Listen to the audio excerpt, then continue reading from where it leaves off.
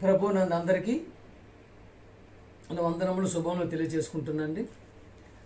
ప్రియులారా, ప్రియమైన దేవుని వారులారా, ప్రియ సహోదరి సహోదరులారా, పరిశుద్ధ గ్రంథం బైబిల్ గ్రంథం మత గ్రంథం కాదండి, మార్గ గ్రంథం, జ్ఞాన గ్రంథం, జ్ఞానపు ఓట, జ్ఞానపు గని. ప్రియమైన దేవుని వారులారా, దేవాది దేవుడు, మహోన్నతుడు, పరమేశ్వరుడు, పరమాత్ముడు, సర్వేశ్వరుడు, మహాదేవుడు అయినటువంటి పరమ తండ్రికి, ఆయన ప్రియకుమారుడు, లోకరక్షకుడు, పాప విమోచకుడు, ప్రజలందరికీ ప్రభు అయినటువంటి యేసుక్రీస్తు గారి ద్వారానే స్తుతులు స్తోత్రం చెల్లించుకుంటున్నాను. ప్రియమైన దేవుని వాళ్ళరా, లోకరక్షకుడు, పాప విమోచకుడు, ప్రజలందరికీ ప్రభు అయినటువంటి యేసుక్రీస్తు గారి ద్వారానే అందరికీ వందనములు శుభములు తెలియచేసుకుంటున్నాను. మా ప్రియమైన దేవుని వాళ్ళరా, ఈ దినమున బైబిల్ గ్రంథంలో నుంచి మనం కొన్ని మాటలు పరిశీలించుకున్నట్టయితే, ప్రియమైన దేవుని వాళ్ళరా, ముఖ్యంగా ఈ దినమున మనం చూడబోతున్న పాంచాంశం విశ్వాసం. ప్రియమైన దేవుని వాళ్ళరా, దేవుని పైన విశ్వాసం, కుమారుని యొక్క ప్రియమైన దేవుని వాళ్ళరా,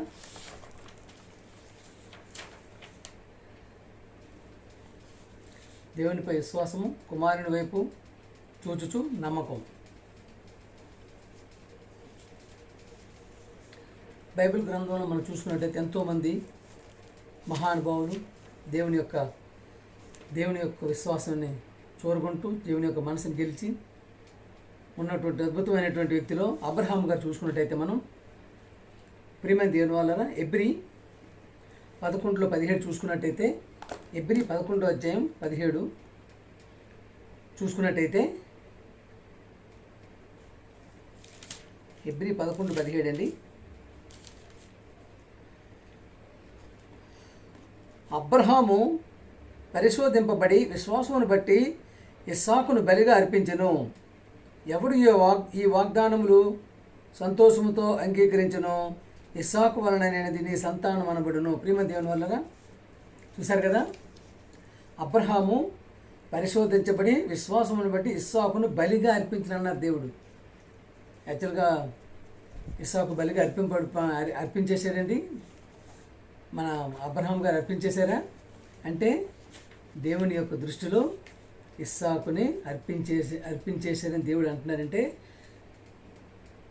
100 సంవత్సరం తర్వాత ఒక కుమారుడిని ఇచ్చి మరలా కుమారు నాకు బలిగా ఇమ్మని దేవుడు చెప్పిన తర్వాత కొంచెం కూడా సంకోచించకుండా అబ్రహాం గారు కుమారుని తీసుకొని వెళ్ళిపోయి కట్టెలు పేర్చేసి ప్రేమ దేవుని వలన మీదని పడబెట్టి కత్తి వేసి, చూశారు కదా, దీంతో వేద్దామని అనుకునే టైంకి ఆగమని చెప్పని అన్నారంటే కుమారుణ్ణి బలి ఇవ్వడానికి ఆయన నిర్ణయం తీసుకున్నారు కాబట్టి ఆయన నిర్ణయం అయిపోయింది, ఇంకా చంపటం ఒకటి ఉంది. అయితే అందుకనే అబ్రహామును పరిశోధింపబడి విశ్వాసమును బట్టి ఇస్సాకును బలిగా అర్పించిందని చెప్పి అని అంటే దేవుని దృష్టిలో ఇస్సాకుని బలిగా అర్పించేసేటట్టు దేవుడు అంటే చూసారా ఎంతటి విశ్వాసం.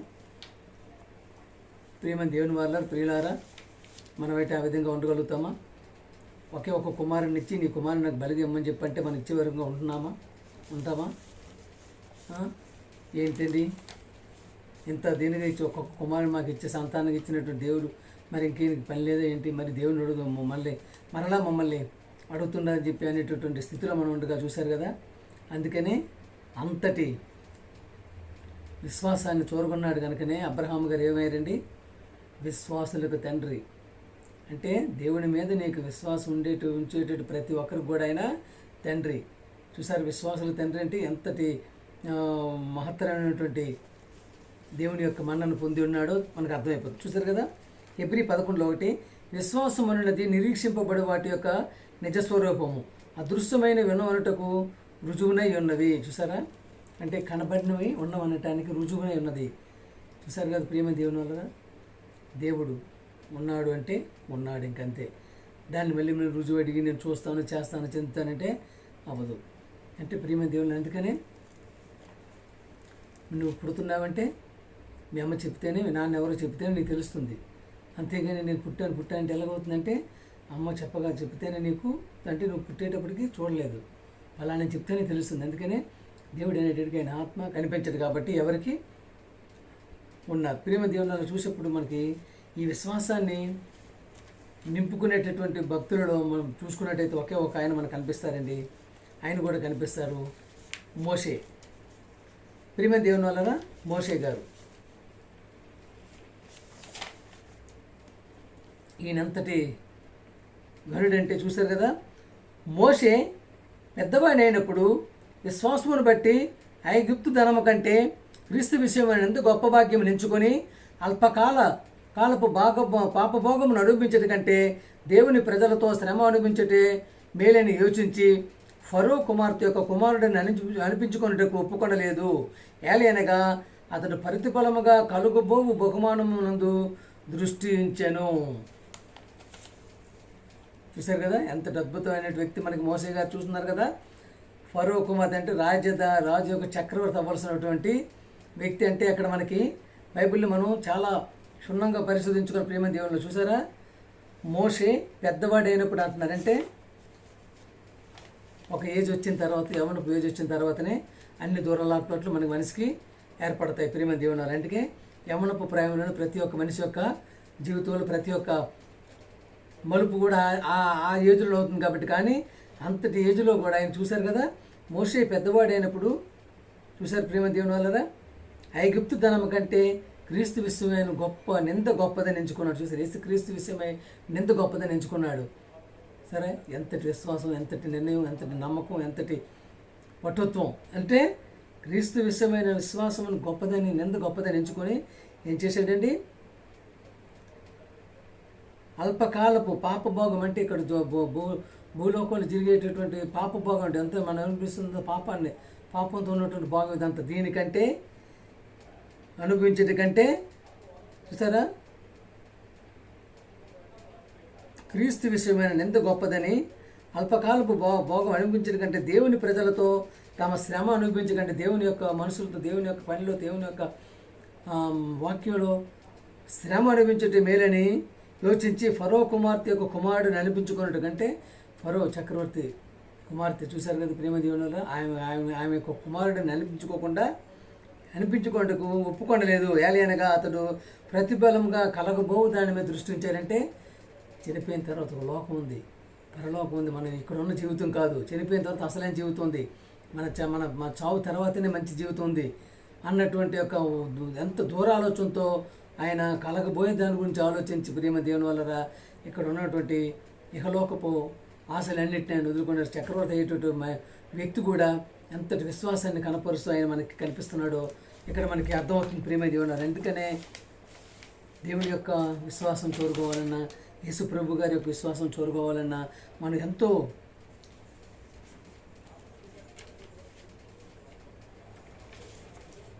అకుంఠిత దీక్షతో మనం కలిగి ఉండాలి ప్రియమ దేవుని వల్లరా.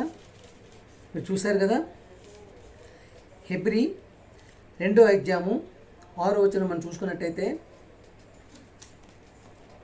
నీవు మనస్సుని జ్ఞాపకము చేసుకున్నట్టుకు వాడు ఏపాటి వాడు,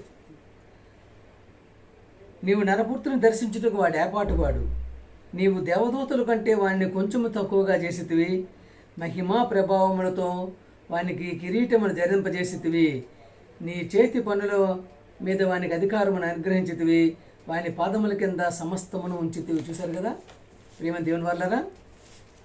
మనుషుని జ్ఞాపకం చేసుకున్నట్టు ఏపాటి వాడు అంటున్నారు. నరపుత్రుని జ్ఞాపకం చేసుకుంటే వాడు ఏపాటు, దేవుడు మన జ్ఞాపకం చేసుకోవడానికి మన ఏపాటి వారు, ఎంతటి వారివి ప్రేమ దేవుని, ఎంతటి గనులవి, ఎంతటి అంటే మనిషి జీవితానికి ఆయన సృష్టించిన దేవుడిని మనల్నే జ్ఞాపకం చేసుకుంటున్నాడు, మనల్నే ఇచ్చేస్తున్నాడు. చూసారు, నరసింహ మన దగ్గరనే మన చుట్టూని దర్శించి తిరుగుతున్నాడు ఆయన. చూశారు కదా, నీవు దేవదూతల కంటే కొంచెం తక్కువగా చేశాడు మనం. చూసారు, దేవదూతల కంటే కొంచెం తక్కువగా చేశాడు మనిషిని. ప్రేమ దేవుని వల్ల మహిమ ప్రభావంతో వానికి కిరీటాన్ని ఇచ్చేసాడు. ఎంతకన్నా అదృష్టం ఇంకేం కావాలండి. ప్రేమ దేవుని వల్ల బైబిల్ ఒక్కోసారి చదువుతూ ఉంటే ఎంతో సంతోషం, ఉత్సాహం, ఉల్లాసం అనిపిస్తుంటుంది నాకు. చూసారా, దేవుడు ఏం చేశారండి, మహిమా ప్రభావములతో వారికి కిరీటము ధరింపజేసి కిరీటం ఇచ్చేసాడు. మీకు మహిమా కిరీటం ధరింపజేశాడు ఆయన, మహిమగల కిరీటాన్ని ధరింపజేశాడు.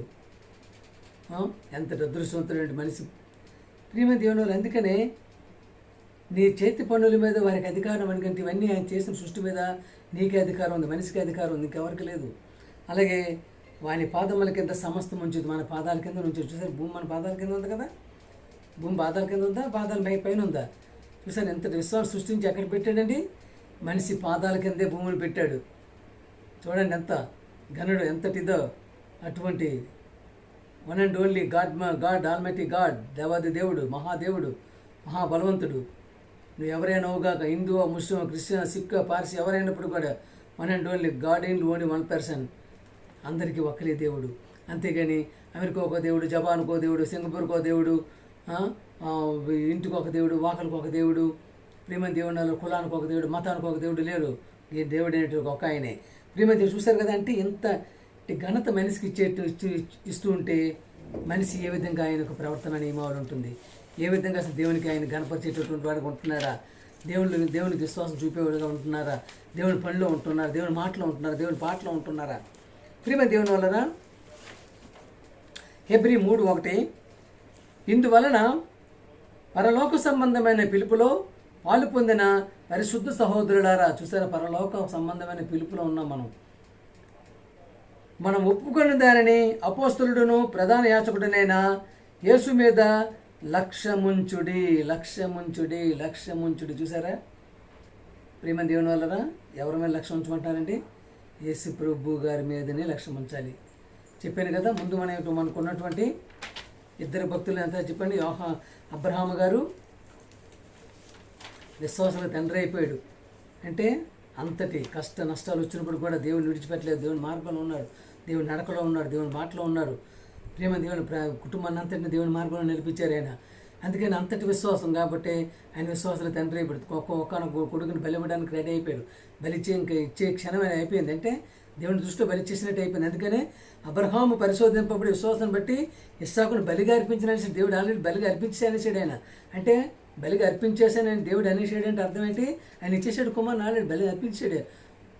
ఒక క్షణం ఆయన ఆపకపోతే టప్పని బలి ఇచ్చేస్తారు. అంతే అంత విశ్వాసం. ఒకగానో కొడుకుని, అది 100 సంవత్సరాల తోటి పుట్టిన కొడుకుని ఇవ్వడానికి అంత నిర్ణయించాడు. అలాగే మోషే గారు చూస్తారు కదా, పెద్దవాడైనప్పుడు ఐగుప్తు ధనం కంటే, ఐగుప్తు రాజ్యానికంటే, చక్రవర్తి భాగం కంటే, ఫరో కుమార్తె కొడుకు కంటే క్రీస్తు చూసారు ప్రేమ దేవుని వల్ల క్రీస్తు నామమైన ఎంత గొప్పదని ఎంచుకొని అల్పభోగం పాపభోగాలకి ఇది తావివ్వకుండా జరగబోయేదని పరలోకాన్ని ఇచ్చి. అందుకనే దేవుడు ఏమంటాడండి మోషే గారిని, దేవుని ఇల్లంతటి ఎందును నమ్మకమా ఉండినట్లు. చూసారు ఎవరండి ఆయన? దేవుని ఇల్లు అంటే నమ్మకం ఎవరున్నారు? మోసే గారు. చూసారు కదా, నా ఇల్లు అంతటి ఎందును నమ్మకంగా ఉన్నాడని చెప్పి అంటారు ఆయన. అంత నమ్మకాన్ని మనం ఏర్పరచుకునే పరిస్థితుల్లో ఉంటున్నామా? ఏర్పరచుకునే పరిస్థితుల్లో ఉన్నామా ప్రేమ దేవుని వల్ల? అందుకనే ఎంతో అకుంఠిత దీక్షతో మన యొక్క బైబిల్ చదివేటప్పుడు ఏదో నామకానిగా నేను చదివేసి వదిలేకంట చివరి వరకు దాన్ని ఇటువంటి ఎంతటి ఘనమైన పదాలని రాసుకున్నటువంటి, అంటే మన విశ్వాసాన్ని ఏ విధంగా నిలబెట్టుకోగలుగుతున్నాం, ఎంతవరకు నిలబెట్టుకోగలుగుతున్నాం దేవుని మార్గంలో, దేవుని మాటలో, దేవుని వాక్యంలో. అలాగే ఆయన పంపించిన ప్రియకుమారుడు చెప్పినట్టు సువార్త, అంటే పాపాన్ని విడిచిపెట్టి ప్రియమైన దేవుని వల్ల లోకంలో పెరిగారైనా, పుట్టారైనా, పెరిగారు. లోకంలోనే పెరిగారు, కానీ లోకాన్ని అంటించుకోలేదు. చూశారు కదా, సముద్రం అంతా ఉప్పు ఉంటుంది కదా, ఉప్పు అంతటి ఉంటుంది కానీ సముద్రంలో ఉప్పు ఉంటుంది కదా, చేపలు ఉంటాయి ప్రేమ దేవుని, కానీ అంత ఉప్పు ఉంటుంది కానీ చేప మాత్రం ఉప్పుని అంటించుకోవచ్చు. చూశారు కదా ఎంతటి మహత్యం మనకి చేపలు చెప్తున్నా మనకి ఇది. చూసారు, అదే అంటుంది అన్నమాట, నేను ఉప్పుని అంటించుకోవట్లేదు అంటే లోకంలో పాపాన్ని అంటించుకుంటున్నాం మనం. ప్రతి పాపాన్ని అంటించుకుంటున్నాం, ప్రతి దరిద్రాన్ని అంటించుకొని ఎంతో విధంగా దేవునికి దూరం అయిపోయే పరిస్థితులు ఉంటున్నారు ప్రేమ దేవుని వల్ల. అందుకనే హెబ్రీ 12:1 ఇంత గొప్ప సాక్షి సమూహము మేఘము వలె మనల్ని ఆవరించి ఉన్నందున మనము కూడా ప్రతి భారమును సులువుగా చిక్కులు పెట్టు పాపమును విడిచిపెట్టి విశ్వాసమునకు కర్త ఎవరు? విశ్వాసమున కర్త ఎవరండి? దానిని కొనసాగించేవాడు నేనా యేసు వైపు చూచుచు. చూసారా, ఈయన కర్త, విశ్వాసానికి కర్త అయిన ప్రేమ దేవుని వల్ల యేసు ప్రభు గారు ఎవరండి? విశ్వాసానికి కర్త. ఎందుకంటే తండ్రి మాట నిమిత్తం, తండ్రి పని నిమిత్తం భూలోకానికి వచ్చి తన ప్రాణాన్ని అర్పించి బలిగావించి మరలా తండ్రి ద్వారానే లేపబడి ఎక్కడున్నారండి ఇప్పుడు? కొనసాగించేవాడు యేసుపై చూచుచు మన ఎదుట ఉంచబడిన పందెములు ఓపికతో పరిగెత్తుదము. ఆయన తన ఎదుట ఉంచబడిన ఆనందము కొరకై అవమానం నిర్లక్ష్య పెట్టి అవమానాలు, ఎన్నో అవమానాలు పొంది, ఎన్నో నిందలు పొందాడు ఆయన. ఎన్నో ప్రేమ దేవుని చూశారు కదా, ఆయనకి ఉన్న పుట్టినప్పటి నుంచి యేసుప్రభు గారు మొత్తం నిందలు అవమానం నిష్ఠపెట్టి సిలువను సహించి దేవుని సింహాసనం కుడిపార్శ్వమున ఆసీనుడయ్యను. ఎక్కడ ఉన్నారండి? దేవుని సింహాసనం కుడిపార్శ్వమున ఇప్పుడు ఆయన కూర్చున్నాడు. ఎంతటి విశ్వాసం, ఎంతటి గనుడు, ఎంతటి త్యాగమూర్తి, ఎంతటి ప్రేమామయుడు, కరుణామయుడు, యుగపురుషుడైన. అందుకని ప్రేమదేవుని ప్రాణాన్ని బలిగావించడం అనేది చిన్న పని కాదు. అంటే లోక పాపాన్ని మోసుకొని వెళ్ళడం అనేది చిన్న విషయం కాదంటే ఎంత శక్తి ఉండాలి, ఎంతటి ఓపిక ఉండాలి, నమ్రత ఉండాలి, భయభక్తులు ఉండాలి. ఎందుకంటే దేవుని అందరూ భయభక్తులు కలిగి ఆయన తండ్రి యొక్క మాటని, తండ్రి యొక్క పనిని నెరవేర్చడానికి, సంకల్పాన్ని నెరవేర్చడానికి, ఆయన ప్రణాళిక నెరవేర్చడానికి వచ్చినటువంటి మహానుభావుడిని, ఆయనకు మార్గంలో నడుద్దాం అనుకున్న, బైబిల్ చేత పట్టుకొని నడుద్దాం అనుకున్న ప్రతి ఒక్కరు కూడా ఆయన ప్రేమని, అలాగే నేనే మార్గము, నేనే జీవం, నేనే సత్యమైనటువంటి ఆయన యొక్క పదాలను గుర్తుపెట్టుకుంటూ ఆయన ద్వారానే తండ్రి దగ్గర చేరుకోగలి కనుకనే చివరి వరకు ఆయన యొక్క మార్గంలో నడిచేదానికి మన ప్రతి ఒక్కరూ అందరి ప్రేమానురాగాలు కలిగి ఉండాలని చెప్పి కోరుకుంటూ వందనాలండి. పాట పాడుకుందామండి.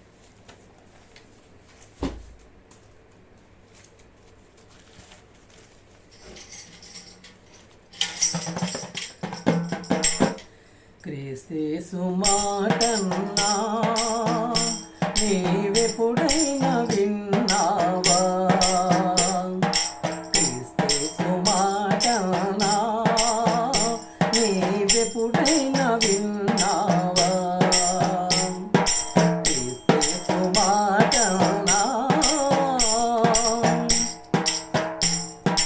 బలమూల ఏకం జలమూల సేకం బలమైన ఉరుములతో, బలమూల ఏకము జలమూల సేకం బలమైన ఉరుములతో వెలసిన మాట పిలకిన యేసు, వెలసిన మాట పిలకిన యేసు, పిలచిన పిలుపును నీ వింటివా?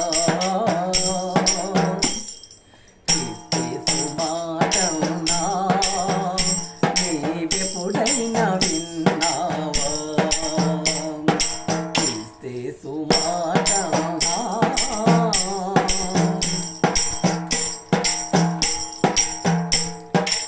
ఏదేను తోటలో ఆదాము చెడగా ఆ దేవుడే పిలిచే, ఏదేను తోటలో ఆదాము చెడగా ఆ దేవుడే పిలిచే,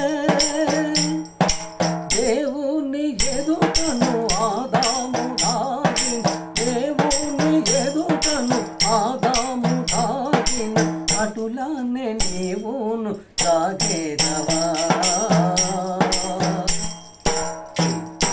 మాటన్నా నీవెప్పుడైనా విన్నావా? మాటన్నా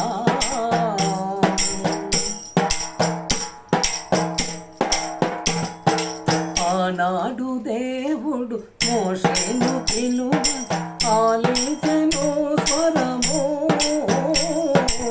ఆనాడు దేవుడు మోషేను పిలువగా ఆలించెను స్వరము.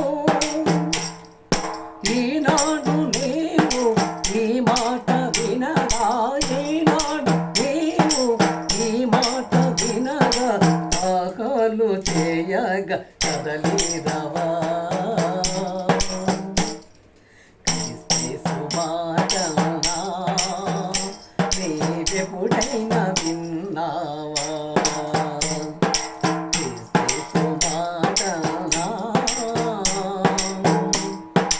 దేవుడు లోకమును ఎంతో ప్రేమించి తన కుమారుని పంపే, దేవుడు లోకమును ఎంతో ప్రేమించి తన కుమారుని పంపే, వచ్చిన యేసు తండ్రి పని చేసి, వచ్చిన క్రీస్తు తండ్రి పని చేసి మన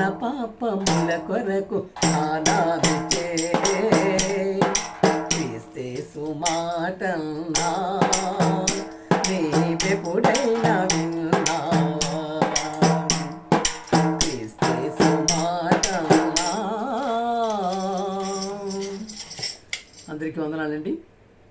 ఆ దేవాది దేవునికి, మహా తండ్రికి, పరమ తండ్రికి, సర్వోన్నతుడికి స్తుతులు స్తోత్రం చెల్లించుకుంటూ, ప్రియమైన దేవుని వాళ్ళారా, ప్రియులారా, ప్రియ సహోదరి సహోదరులారా, చెప్పినటువంటి వాక్యం అందరూ విన్నట్టయితే, గైకొన్నట్టయితే లైక్ చేయండి, షేర్ చేయండి. ప్రతి ఒక్కరు తండ్రి టిక్కు కొట్టి లైక్ చేయమని చేయాలనుకుంటూ ప్రతి ఒక్కరికి షేర్ చేయమని కోరుకుంటున్నానండి. అందరికీ వందనములు.